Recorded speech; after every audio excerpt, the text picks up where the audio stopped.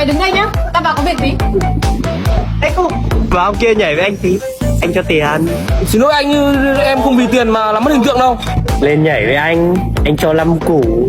5 củ của anh là cái gì? Em không vì 5 củ mà làm mất hình tượng của mình đâu. 10 củ.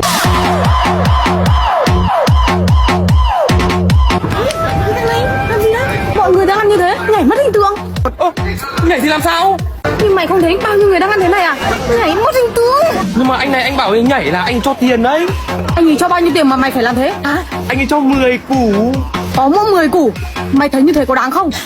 Riêng em nhá. Riêng em làm sao? 50.